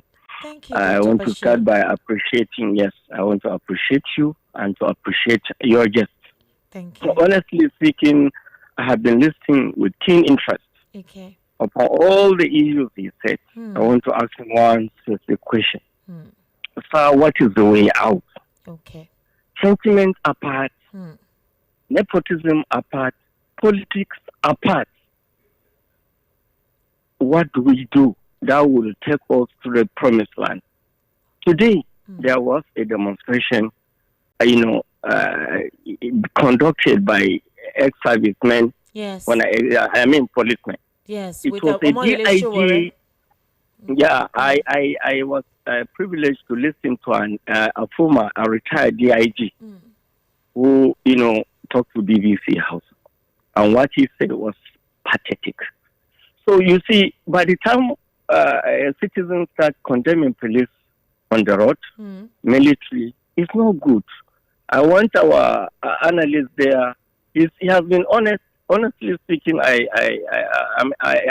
got educated from what he has said. No, he's what do we do? Okay. Let's come, all of us come together. Put politics aside. Either Obi, Atiku, we are after the progress of Nigeria and the progress of an unborn children. True. What do we do? What do we do? I was privileged to be, to go to school through scholarship in Northern Nigeria. Yeah. To the level I have. I listened to you yesterday when you said you attended schools in London. Yes, I schooled in London. Up to some level. Yes. When Nigeria was weak. But among us, what do we do, please? All right. Thank you very much. Thank you very much. Thank you so much. Don, what do we do? He has a very vital question. That's my northern brother. Okay. Yeah. So what do we do? Number one is we must not confuse or take our hate for, I don't want to even use the word hate because that's too big a word. Our temporary dislike for an administration to mean that we make it a hate for our country. So we need to build capacity to separate who is in power from our nation. Nigeria has not wronged anybody. Fantastic nation. Nigeria has given us all the good resources that we need as a people. The question naturally, yes, naturally, and even despite the fact that we may have question mark with leadership, the truth is that you can practically just go out there, start to sell Zobo, and you make a thing out of it if you are committed. He has not only given us the natural resources, God has given us population. Yeah. So usually, if we do not open our eyes, we just see because we have a question mark of leadership, we will not be able to do anything. So the first thing is to agree to the fact that Nigeria, first as a country, has given us everything we need to succeed. Secondly, is to know that no administration will have the answer to all the problems. Okay. Number three is for us to also realize the fact that nobody is superior to anybody in the country. The problem we are having is not with the South and the North. Because once we have this mindset, it's a major setback. I don't have problem. In fact, I have seen my fellow Yoruba this thing for me. So will I say it's not, you understand? So we must know that we have equal stake. And we must know, I was saying this in 2018, I was John Kenty traveling from one church to the other, practically pleading with them, because I'm a Christian, to allow their members to do politics. Okay. Majority of the churches didn't listen to me until after COVID. When government now shut the churches, it's true. Sorry. It now became a point of conversation for me. And I went back to them. I said, I have told you, one law from government. We shut down everywhere. We must know as Nigerians that the most important business we have here is choosing leadership. There's no one in Nigeria that should not contribute. Sir, if we populate our election process with credible people, the best of us will rule the rest of us. That's true. You're very right. Started from APC manifesto. They had the manifesto. It was a manifesto night when they did their primary. Everybody came to speak. President Tinubu was the one that spoke less glowingly. He didn't come across believably. I'm not saying he didn't have the power to do what he had to do, but of course, judging from how people came across that day. But look at the direction of the vote. And in architecture, you start by writing before welding. So it is what you say. You want to pick your call. You want to make calls. Hello, good evening. How are you? Hello, good evening. Hello, good evening. Can you speak out, please? What's your name? My name is Peter. Your name is what? Peter. All right, Peter, can you speak up? Speak up, please. All right, Peter, where are you calling from? I'm calling from my papa. From my papa. All right, Peter, please go ahead. What's your contribution to the conversation? Yeah, I greet you and your guest. Thank you very much. I want to say something like what your guest said. Say that Buhari tried and win the election. Buhari didn't win the election. Okay. That is number one. Okay. So then another thing that I want to say, if Nigeria want to change, well, wherever they find P2B, let them follow him. All right, thank you very much. All right, 0036929933. That's the number. 08036929933. Hello, good evening. How are you? Hello, good evening, ma. Good evening, sir. Welcome. What's your name, please? My name is Peter. I'm calling from Ogun State, ma. Peter from Ogun State. Peter, please go ahead. Auntie, please, I'm a blind man. Please, I need 1,000. 0036929933. 0036929933. Hello, good evening. How are you? Hello, good evening. Yes, good evening, sir. What's your name, please? Yeah, my name is Emmanuel America. Emmanuel. I just wanted to, yes. Okay. I want to contribute to your radio program. I have heard the speaker here spoke glowingly. But the problem, I feel, is I think we all have mindset. Okay. And the mindset being that, before Nigeria, most of us do not believe that this is our country, unlike most other countries. This one will say, I'm from here. Like the man talking, before he says he's a Nigerian, I think he will say first that he's a Yoruba man. Yes, same way other people. You can see the way we are going. We've not gotten a nation. Most of us are not patriotic. Okay. And you can see that a whole lot of things happen. Even in the higher institution, you will see discrimination. Most of these things should not happen ordinarily, So, if they really want to get it right, I think we should start by reaffirming our commitment to the Nigerian nation, which I do not see right now. Okay. Everybody is just saying, yes, are we really a nation? That's what you ask yourself. Okay. We're all saying Nigeria, Nigeria, Nigeria. But I can bet you, in our inner minds of mind, this person sees himself from where they are from. I do not know how these things happen. During the Civil War, during independence, I wasn't born then. Okay. But I've been elsewhere. So that is the issue. Right. And moreover, the leadership itself. Yeah. Ask the president that is there now. Look at all the appointments he's making. He's not federal in nature. Okay. All right. He's not federal. The same thing we blame Buhari for is what he's doing. Replicated. All right. Thank you very much. Thank you. Esther, oil analyst, an expensive bottle of champagne. This is exactly what I've been saying for months. An analyst must and should run his analysis with an open mind. This is what the likes of, okay? You can't be parading yourself, okay? You sound, okay, I love the guy in the studio. Brilliant and unbiased. Thank you very much. You didn't put your name. You didn't tell us what your name is. All right. VOP, good evening. This man in your studio. Okay, fine. Esther, the man in the studio with you is one of my best friends, Don Dotun Ojon. I call him the Don. He's an honest man. My greetings to him. Mark Modest, well done. I don't know why you media is so much interested in talking about Peter Obi. You don't bring Kwankwa Soshore, Atiko Adebayo on the talk show like the way you talk about Obi. Sorry, Taiwo from Otta, you've not been following us. We talk about all of them, especially if they're in the news. We talk about those who are actually in the news, all right? So I think you're listening to us for the very first time, Taiwo. We talk about all of them. Good evening, Esther, and your guest in the house. My name is Emmanuel. Esther, I'm so afraid of what is to come if anything happens in Nnamdi Kanu. I'm deeply concerned about the catastrophe this very issue of Nnamdi Kanu could cause. If anything happens to him, the government of the day should do something about his health because Nigeria cannot afford another civil war at this moment. Nnamdi Kanu's group has the capacity of holding a war with Nigeria. We can't afford another civil war. Please, they should do something for his health. All right.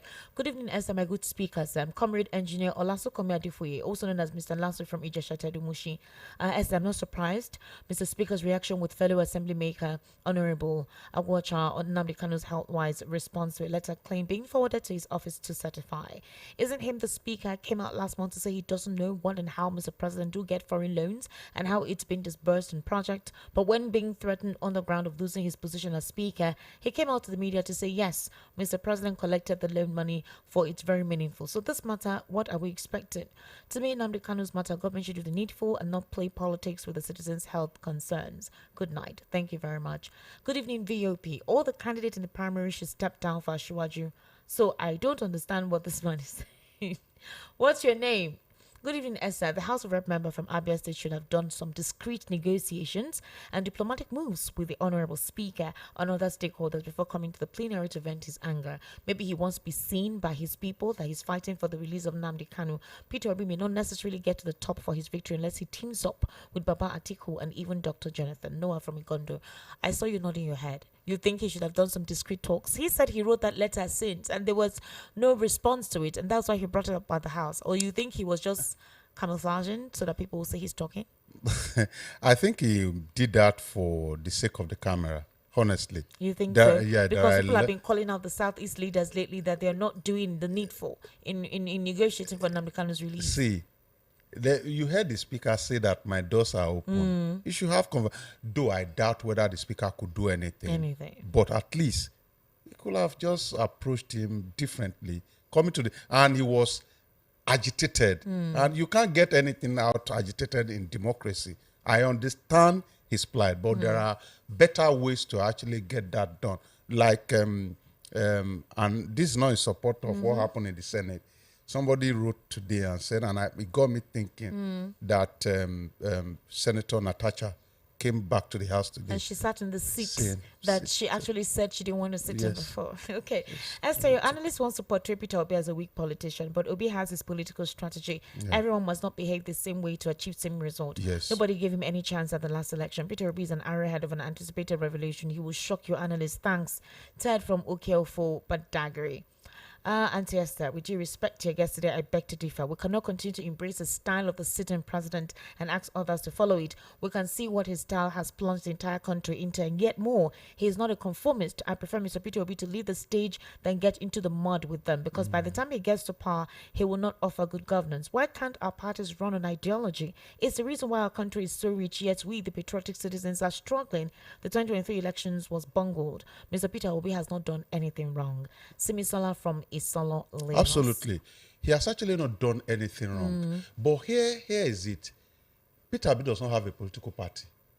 Virtually every other person has contributed to the formation. The only political party he has contributed to is ABGA. And now he cannot even see face to face with the chairman of ABGA. He cannot. The man is practically cursing him everywhere. You haven't listened to the man. That is where, see, to redeem Nigeria, and I'm being honest with you, you need power. Anything done out of power will be extremely difficult. I'm not saying you should play their own kind of politics, but there's something they say in Yoruba. He needs collusion. He needs to collude some there's powerful something people. they say in Yoruba. I don't know. Do you understand Yoruba? I don't even know how to translate it. They say, Agba, tí ò bá kẹ́hùn sọ̀rọ̀, akẹ́tàn sáré. That means an adult who cannot broaden his voice to talk to a child will eventually learn how to pick race. So that's what happened. In politics, you have to just say, sit down there. Sometimes it's needed though. And most of the people that are in respect, I love their opinion. But it's also because of the fact that they don't know what's happening within those parties. Those parties. Man, you can't even see half of them on radio. Okay. Hello. I'm fine, sir. Good evening. Okay, well done, you and your guest here. Thank you, sir. What's your name, please? My name is Andrew. Andrew from where, sir? No, Lagos. Lagos. Andrew, that place where you did the echo. Okay. I don't come. I've left now. All right, sir. Oh, yeah, go ahead, sir. All right. This, the last caller. Yes, sir. He made a point, and the point was we're taking that everybody talk instead of saying I'm a Nigerian, say I'm an Igbo man, I'm a Yoruba man. And true, that is what is echoing in the mind of everybody, and when they bring it out to talk. Yeah. Do you know that in one radio station, mentioned a caller, when an analyst was some time ago, an analyst was talking about when you are now saying like somebody said grab power and run away. Yeah. This was all those kind of remembering what the politicians said that time when they were campaigning and all those kind of things. Then it is true. It was said, but you know what the caller said? They asked the analyst to play a video where that man, where the president, that was the late president, where the late president was actually making those comments. Yeah. Can you imagine? Look at the question I was asking the analyst that particular day. That day I was so I was so disappointed in the, which means he was just listening to pick thought from whoever that speaks against his tribe. Do you understand? Yes, So yes. most of the time we talk like what the last caller said. We talk, but what we're saying is not from the innermost of our mind. If you shout now, everybody come out to Oshobo, come out to, especially in this Lagos. Before you reach, let me say, if you are from Yoruba, before you reach cement, you don't even reach Oshodi. I don't think you live to see the beginning of what you started or even the end, because nobody will even listen to you. Do you understand? Yeah. In as much as you are in another person, see, our constitution is not a very good one. We say we are one Nigeria. Sorry for your time. We say we are not one Nigeria, but at the same time, everybody is still supreme to his own state. It's true. Everybody is still saying you are not from you're not from Abia, you're not from here, you're not from Olayinka, you're not from Anambra. So where is the one Nigeria? So we're just like, we don't know what we're talking about. We're mixing it up, saying we're one Nigeria. But everybody is still supreme. They say all the governors are supreme to the states. So what is the role of the federal government? To tell them that no, a person just say we can stay anywhere. But they say no, you are not from here. And it is true, they're not lying, because go to Anambra man will tell you you're not from Anambra, definitely. If they want to eat some native something in that place, they're not going to give you chop because you're not an Anambra man. They'll say, if you eat, I will go kill you. Do you remember? Yes. You understand? So, let us see how, I don't know, I'm tired though, I can't tell you, but tell Pengassin to leave Dangote alone so that they'll be cooking gas. It's true, Dangote alone. Not true. I'm saying, this man spent a lot of money. Please let them leave him alone. Okay, it's true. Biko Pengassin. We are suffering. We are going back to kerosene. Kerosene too don't too cost. I beg, help us. How are you, Amara? Hi, Esther. Good evening. Good evening. Welcome. Please go ahead. Thank you for having me. Yes, you're welcome. Hi, Nigerians. Good evening. I hope you're having a good evening today. Yeah. So we want to have a big announcement. I just took a short break to make this announcement. So I want to talk about the Nigerian Landlord Summit 2025. The Nigerian Landlord Summit 2025 is a real estate program that is being put together, powered by VOP, whereby we're bringing stakeholders in the real estate industry, professionals, government officials, investors, developers, and also anybody who is interested in actively investing in the real estate market and growing their portfolio. Anybody who wants to come into the real estate market, looking for opportunities in the real estate industry, this is the events we're hosting, to bring these people together so that you can have access to some of this information, some of these resources in the industry. And then you can be able to know how to put your money, the right way and earn profitably from your investment. That's a very beautiful initiative, to be honest with you. So how is this supposed to happen? When is it taking place? What's the estimate like? And what's the procedure? Okay, so it's happening on the 1st of November, 2025 at the Golden Tulip Hotel by Airport Road, Airport Junction. Yeah, and then the participation fee is a token fee of 50,000 naira. Okay. Yeah, so you just pay, and then you make your deposit, and then you send me the pay to where? Oh, you pay to a VOP account. It is Zenith Bank. I can call the account number, and then also you send the proof of payment to my to our WhatsApp line, and then so call the account number to pay the money to, and then the WhatsApp line to indicate the proof of payment. Yeah, so my colleague is also going to talk about some of the benefits about coming in for the program, because it's something that we have already been packing, a lot of speakers. We have real realistic lawyers. Examples of the beneficial purposes of that. Yes. Okay. Yeah, so he can tell us about that. All right, sir. Good evening. Welcome. Good evening, Esther. Let me call you like Barrister Darlington.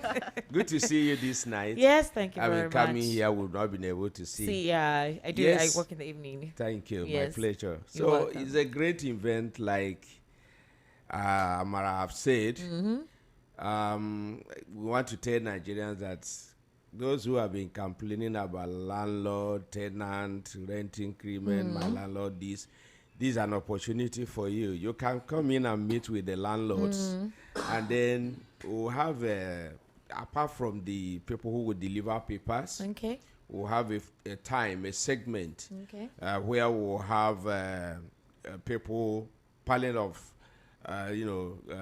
people who will look at the issues. Then the tenants will be able to ask questions, and then they will get reply there. So we have panelists, and there are men of timber and caliber in the industry. Okay. So we have a lineup of speakers. My humble self will be one of them. Okay. And then we have the like of Surveyor Mustafa Wenla, the national president of ECAN. ECAN is a real estate body. Then we'll be there too. Okay. We're also expecting Lere. That's the Lagos State estate, yes. Okay. No, Lere. Okay. It used to be Lere before, Okay, but they've changed it now to Lere. So agents can be around to register their business, because right now, as I'm talking to you, though the enforcement is here to start, it's an offense if you practice real estate without being registered by Lere. Okay. Yes. So they will be there, and a whole lot of things. Okay, so what are the critical things that are beneficial for the summit? I can say that, just like I've said, the summit will afford the landlords the opportunity to, we are going to have financiers. Okay. We have bank. We are talking to bank. They're going to be, at least we have bank association of bankers coming in. The financiers are to do what? Those who finance. There are people who have this fund. Okay. Like, we are talking to an organization. I won't mention their name because we've not finished our discussion. Okay. One of the Alga told me that they have much money. Okay. He said, look, I don't know what I will do with this money. We have much money to dispose to the real estate industry. So it's about coming in and pitching yourself. But I can tell you that many developers don't know that such money is available. Yes. We presented a program here some time ago where I told Nigerians that this bank can pay rent for you. Okay. Okay? They pay your rent once to your landlord, then you will pay back to the bank across 12 months at ease. So the bank helps you to develop your property. The bank you is lease there. it out for rent. Thank you. You make your money and pay back to the bank. They pay your rent to the landlord. You will now be paying to them at as small as 21.4%. That's the benefit for the of whole this, year. Yes. This is the benefit of this. So these are the will insights this summit is to provide. Thank you. Yeah. The summit, they are going to be there. Okay. And then those who are also itching landlords to come or landlord to be, most of them buy wrong properties. Yes. Yeah. Some will go properties that are under government acquisition, properties that are Monile and the rest of them. So in this summit, as an investor or somebody who is intending to invest in the real estate, you have opportunity to know the right way to go.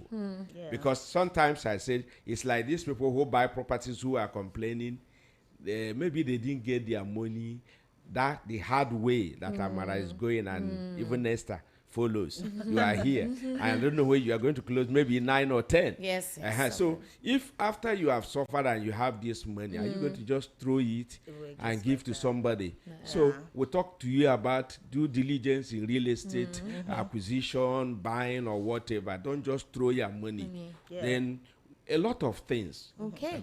Over the years of having the Nigerian Landlord Show here on VOP, I've noticed that there's been a knowledge gap, right? So a lot of people, want to come into the industry, but they don't know how to go about it. They don't know about how, they don't have clarity on where to even start their investment. And another thing is trust as well. Yes, trust, you're right. That's one of the things that they don't even know the right places to go to. Lack of knowledge. And again, too, the quackery that is in the whole place. Yeah. Okay. So if they want to buy, like Esther you want to buy property, here is an agent, quack, in the street where you live with signboard, and then he has one cubicle where he call an office. So you will go there and say, I want to buy property.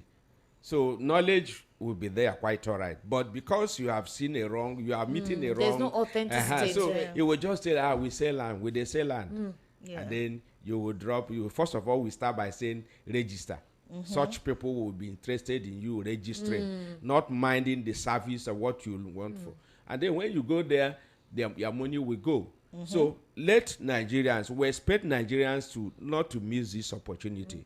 Like she said, it's going to happen in Golden Tulip Hotel here. Of course, it's VOP program. Yeah. All right. Okay. So the number. The number to make your payment, if you want to register, I think you should, because I mean it's going to be a very explosive event. You make a payment to VOP bank account, Zenith Bank. It's the account number is 122 416 4168 So I'll take that again. Yeah, 122 416 8488. Again, 122. That's 122 416 8488. Zenith Bank. Account name is VOP FM. And after you do that, please send your proof of payment to our WhatsApp accounts. All right, WhatsApp only 070 711 54297. 070 711 54297. Call on again. Okay, 070 711 54297. So that's the WhatsApp number to send proof of payment. Yeah, to send proof of 50,000 naira. 50,000 naira. The event is on the 1st of November. 1st of November, 10 a.m. All right. So you don't want to miss it. You really want to be part of this so that you are not misplaced when it comes to making proper investments, when it comes to land acquisition, meeting new connects, and knowing what the right thing is to do. So you don't fall prey to demolition like you know what's going on right now in Lagos. All right. Thank you, gentlemen and lady. God bless you. Thank you for being part of the program this evening. Thank you. All right. We'll still see you some other time. This conversation is not ended. We'll continue to talk about it up until the event comes up. Thank you. All right. Don Dr. Ojan, thank you for your patience. I sincerely do appreciate it. So please, very briefly, what do Nigerians do in terms of political awareness? What drastic measure do they need to get themselves politically aware? 1. 2, there are complaints. There's no sense of federalism in the country. There's no sense of federalism. Okay. That's federalism. There's a constitution. It's not what is being practiced. There is this wokeness since the president came on board. We're conserving our future. Yoruba land is no more for grabs. We've been too liberal. The northerners are not as liberal as we, the southwesterners. The Igbos wouldn't go to the north and do what they are doing in our place. We need to put them in their place. You cannot insult our tradition, our heritage. You cannot come here and do this and do that. The same thing too in the east, the same thing too in the north. So everybody is wanting to be like, it's almost like, okay, if that's the case, then what's the essence of a true system of federalism? Let's all go back to our regional system of government, where maybe you will need a visa to go to another state, because I don't understand the situation right now. So how do we deal with this? Because there are issues, and because of the division, the ethnic situation, the religious situation, the situation that is on ground that is affecting all of us is not being addressed. Insecurity is everywhere, every day. People are sick, people are falling ill, people are looking for funds. You heard somebody calling to say, I need money.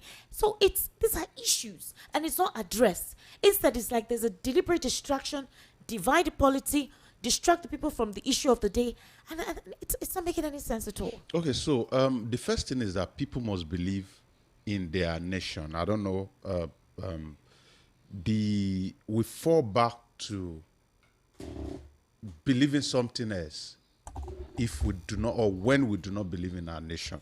So I think, and the only way to get people to believe in their nation is for government to do for them what they cannot do for themselves. I think it's a huge gap. The cure from all of this is good leadership. Yeah. And I've said it repeatedly. There will always be a certain percentage that want to behave in a certain way.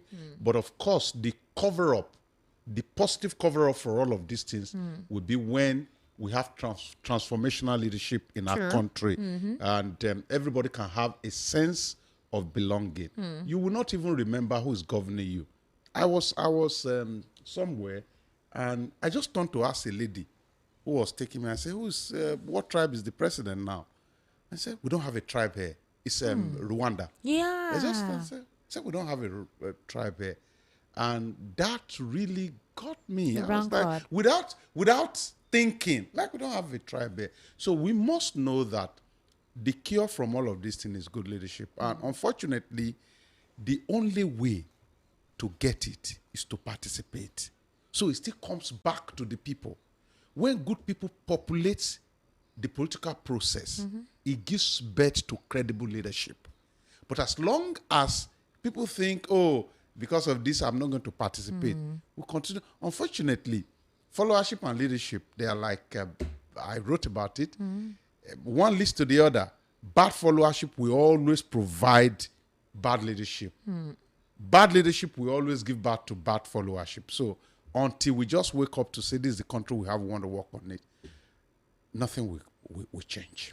Dr. Ojen, I'm so appreciative of you being here. You gave us some insight. Some people don't agree, though, with some of your political alignments and talks. They still believe that some of your projections on P2B or an assessment may not be what it is, but it's normal. We not everyone needs to agree.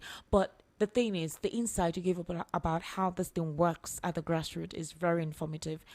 Thank you very much for that. Please, Nigerian military should please pay their soldiers their money. Pay them their money. Do something. Pay them their money. And insecurity should be dealt with as soon as possible. As for gas, please, Pengasin. I don't care what your issue is. I don't know what the thrust for power is. I can't queue as people are queuing there. Afghans are using kerosene to cook food, and in my house they like food. We must eat. I don't know what you're doing, but Nigerians are suffering enough for you to allow people to be queuing. Have you seen the queue to buy gas? Do you even know how risky that is? It shouldn't get to this point. It shouldn't get to this. I'm sorry. It shouldn't get to this. This should be handled as soon as possible. All right. Thank you so much once again. Sorry for some of you I couldn't take your calls or WhatsApp messages. Our time is wrapped up. It's 9 minutes gone past the hour of 9 o'clock. May they no surcharge me. I cannot wait at that. They should talk about that. So please, I'll see you tomorrow.